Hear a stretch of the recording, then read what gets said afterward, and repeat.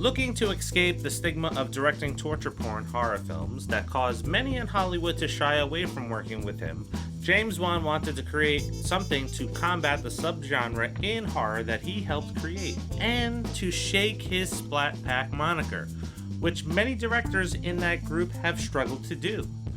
Partnering with Leigh Whannell once again, they set out to bring their love of ghost movies and haunted houses to the big screen with the intention of making them scary again. Originally titled The Further, Wan convinced Whannell to go with a one-word title.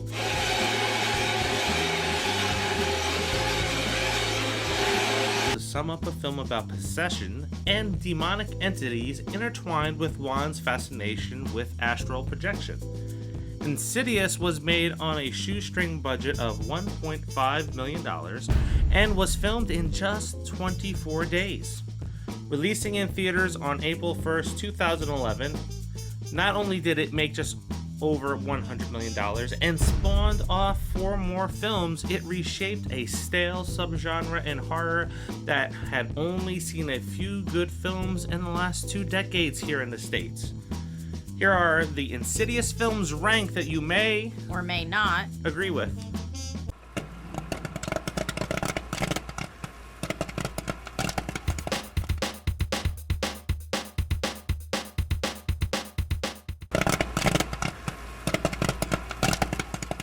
Number 5. Leigh Whannell steps into the director's chair, making his directorial debut with Insidious Chapter 3, in what was originally supposed to be a continuation of the story we saw at the end of the second film. However, what we got was the first of 2 prequels to the Lambert family trilogy. Chapter 3 is a bit more focused than the previous 2 films, as it strips out the long backstory of its characters and follows the usual formula we get in paranormal films, while also resisting going too Hollywood over the top with a bigger budget. Our protagonist gets in trouble, someone in the family doesn't believe them until they are in danger, and then the paranormal expert comes to save the day. Chapter 3 revives the franchise's best character, Elise, who is struggling with the tragic death of her husband and has caused her to no longer want to help others with her abilities since she was unable to help her own husband. Elise is not the only character struggling to recover from loss, as Quinn, a teenage girl who recently lost her mother, finds Elise, hoping that she will be able to contact her mother on the other side. But Elise turns her away and warns Quinn to not go any further with trying to contact the dead. Quinn accidentally opens the door to possibly the second best entity in the franchise, the man who cannot breathe, who is looking to make Quinn kill herself so that he can forever trap her soul in the Further. Whannell does not veer too off track with Chapter 3 as he tells a simple story while providing us with some background around some of the franchise's established characters that is fitting and doesn't break the continuity of previous films. Number 4. I have faced many evils in my life.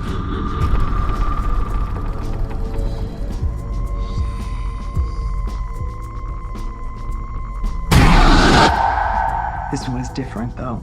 The success of Chapter 3 opened the door to explore the adventures of Elise, Specs, and Tucker even further, while also staging for the franchise's future with a potential new lead for the trio of ghost hunters. The last key delves into Elise's past, intertwining an abusive father who beats her for having the ability to see and talk to ghosts, with a manipulative entity who gets the living to bring it more souls. Elise is forced to deal with her past, dredging up old emotions when she is called to her childhood home to help the new owner rid it of evil. It's there where she uncovers dark secrets about her father's past while being forced to relive her past trauma as an adult. Lin Shaye's performance drives the film, setting up several bait-and-switch scenes where you would expect something to jump out and scare you, but nothing happens, setting up a false sense of security that makes you let your guard down. Specs and Tucker provide more comic relief throughout the film, and with the introduction of Elise's nieces, we have the potential to continue the franchises without her return.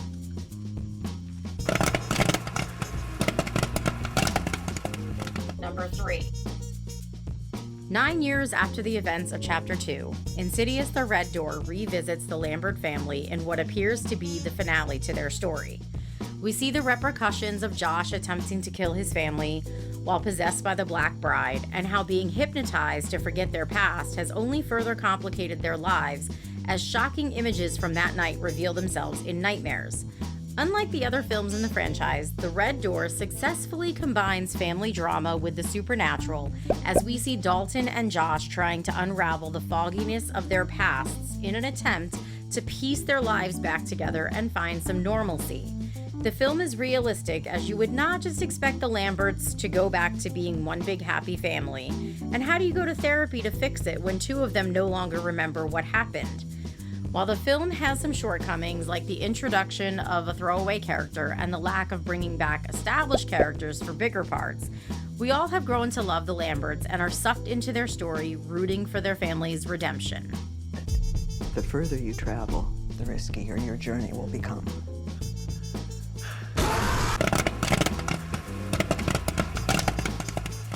Number 2.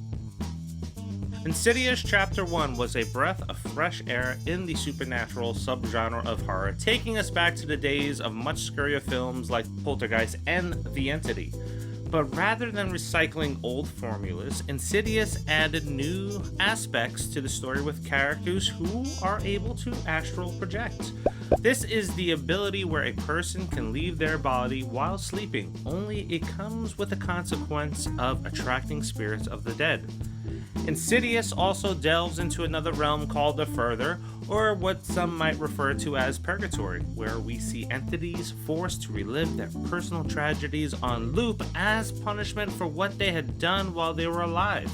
Leigh Whannell and James Wan use this new realm to their advantage as they explore the horrors within it during the film, which are equally as terrifying as the paranormal events occurring to the Lamberts outside of it.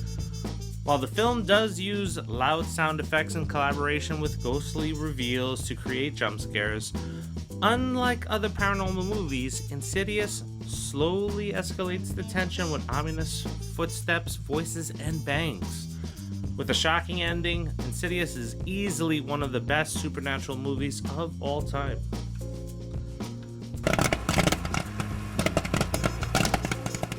Number 1. There's someone standing in front of you. He's talking to you. What's he saying? He's got your baby. He's got your baby. He's got your baby. He's got your baby. He's got your baby. He's got your baby. Insidious Chapter 2 is a direct sequel to the previous film, where we delve into the origins of Josh's past and the entity that haunted him as a child, the Black Bride. Josh is possessed by the Black Bride, who cannot hide his secret as his urges and deep-seated hatred slowly spills to the surface, causing him to easily lash out while his body slowly begins to decay on the surface. Renee tries to hold their family together while Lorraine, his mother, enlists the help of an old friend, Carl, to get to the bottom of what is going on with Specs and Tucker. In this film, we see the love that Whannell and Wan have for haunted houses as the investigation shifts to an abandoned hospital and the home of Parker Crane is searched for answers while Josh reunites with Elise in the Further to battle an entity in control of the Black Bride, which gives us several different paranormal elements to explore with our characters. New characters and sinister origins added into the story elevate the horror and may leave you wanting to see a spin-off slasher movie about the Black Bride. At least it did for us. So where do you rank these films? This is where we have them at. What you're going to see below is where our YouTube subscribers and our Facebook followers have voted for their most favorite, and you'll see a couple of people, or maybe just one, showing where they ranked their film at. So Chapter 3 is kind of like, it's, for that one, it's good, but it just seems like that's the one that if you had to skip a movie in the franchise, this is the one that's like, okay, I don't really need to watch it that much. Right? You get to see Elise meet Specs and Tucker, and they form their group at the end, but it's there. That was kind of my favorite part of it, I think, was just Elise meeting Specs and Tucker and them joining their, making their little ghost group. That was my favorite part of it because I do like the three of them together, and I love Specs and Tucker's comedic relief that they bring to the movies. I think they're really cool together. especially with Elise, because she kind of like keeps him in line, like she's the mom. So, you know, she told him how to dress and all that other stuff. So I really like that. But other than that, I mean, the movie had like good moments, but overall, I could probably skip that one. Yeah, what I like about Tucker is when he shows up at somebody's door, he's always eating something different. Yeah. It's a candy bar, it's a Twinkie or whatever it is, but yeah. It's always great to see that. Now, the man who can't breathe is probably my favorite entity out of all the films. Yeah.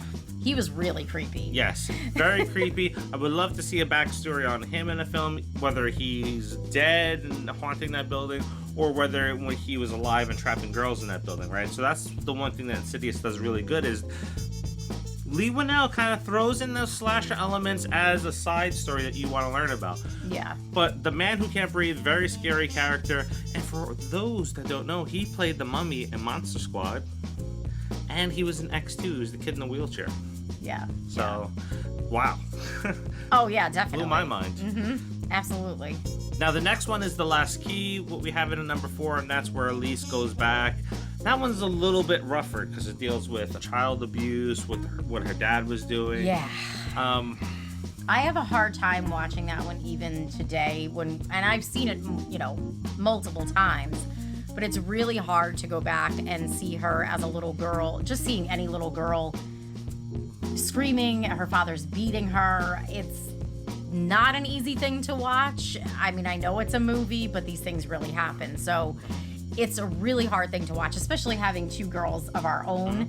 That's really, it's definitely heart-wrenching. Yeah, it was a good story. I thought what we would have gotten to follow this up is we would have seen Tucker and Specs with her niece, and that's where they would have picked up and ran with the story afterwards. Yeah.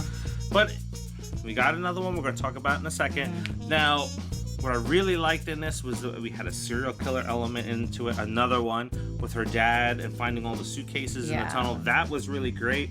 A lot of times we set up for scares that weren't there, so it just kept you on the edge of the seat. So it was very good. It actually brought us back into the franchise because after we watched part 3, it was like, I don't know, maybe done with Insidious. And then we watched 4. It's like, okay, I'm back then. Yeah, so the backstory with the dad was really unexpected. It was definitely really good, but it was unexpected, and it was welcomed because I think it needed that to kind of revive it. Yeah, but I love the whole backstory with her father. I was not expecting that to turn out to be what it was. You know, him being a serial killer, and there was all these bodies. I definitely didn't see that coming. Yep, and now we move on to the next one, which is the latest film, and that is The Red Door. We talked about it on our review, where it's a story outside of the universe. Really, the only thing that's connecting it is the Lamberts, and then the third act kind of really reminds you, hey, look, we're in an Insidious movie. Because it's full of a lot of heavy storytelling. But it makes sense. Yeah. It makes sense because all of the stuff that happened in our next 2 picks that we're going to talk about, it's going to take an emotional toll on people, and we got to see that play out and how it impacted the family. So I thought it was great storytelling. It was a great debut for Patrick Wilson. There was some little flaws here and there, like rushing into the third act, but it's a very good movie. It was, and Patrick Wilson did a great job with his directorial debut. I'm actually kind of glad that his debut as a director was an Insidious film. I think it's really fitting because I really like his character in these movies. I think he does a great job. So I am glad that he did that. And, you know, this movie is kind of standalone in some ways just because it's really a story about Josh and Dalton. That's really all it boils down to. They show some of the other people a little bit, you know, the family a little bit. For the most part, though, it is just Dalton and then some Josh. So it's really just a story about father and son and what they went through, although not remembering, and also kind of the effects that it had on their family, because obviously it's gonna have effects on their family. He tried to kill his whole family. Yep. Like, that's kind of something you don't get over. Yeah, it's hard to come back from. Yeah, how do you come back from that? Especially when two of the people, one being the person who did it, doesn't remember. So that's kind of a problem. Yeah. A lot of complex relationship statuses for Facebook that would come out of that one. Oh yeah, absolutely. I can only see the hashtags you have in that one. Hashtag my husband tried to kill me. Hashtag he doesn't remember. Hashtag what do I do? The IT channel had fun with that one. Yes, they would. Now, Insidious Chapter 1, that one gets you almost every single time that you watch it. Very scary film.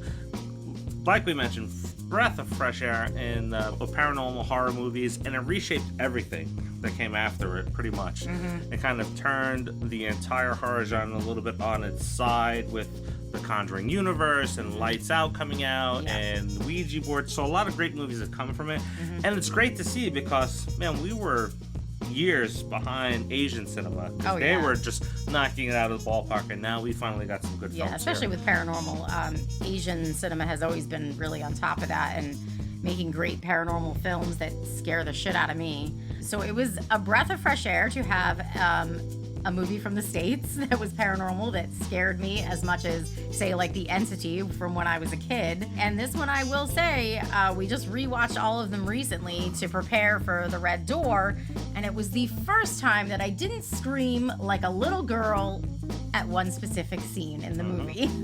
Even though I know it's coming every time, I always screamed. Even in broad daylight, people with the shades open, people probably thought I was nuts or getting murdered. I don't know. If they thought I was getting murdered, they didn't call the cops, so there's that. But yes, this was the first time that I did not scream, and that movie is 12 years old now? Yeah, so.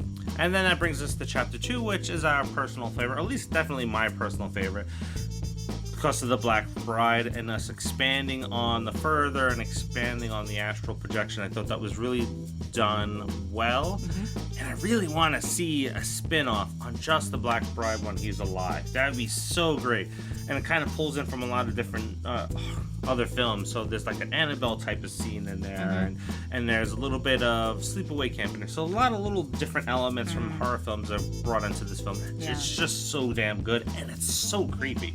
And let's face it, I mean, the Black Bride is because this kid was a boy, and his mother insisted he was a girl. Like, made him dress like one and say that his name was a girl's name, and like, I mean, it was really torture. She traumatized this child. So, I mean, I don't really blame him for turning into what he did, but I would definitely like to see everything that he did. Oh yeah, Mama in that film. She was nuts. She was nuts and terrifying. Yes, so she she did a was. very good job in that film. I would not want her to be my mother. I Yeah. would definitely be afraid of her. Out of all the films, I can still hear her voice in my head. What is this? Did you do this? Don't you dare!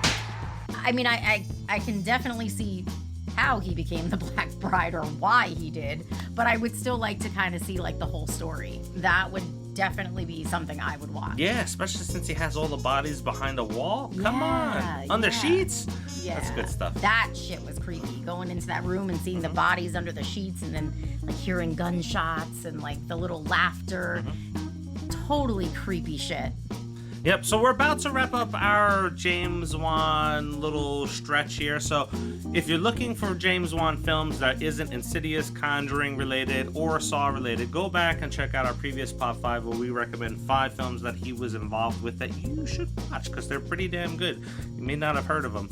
And then following this Pop 5, we're going to talk about the ghost stories and supernatural happenings on the set of The Conjuring, since it is their 10-year anniversary coming up. So Wow, already. yeah, 10 years I think. Yeah, 5 years. It's probably 10 years. Yeah, I'm almost 10 positive years. it's 10. Anyway, there's a couple things that you need to do.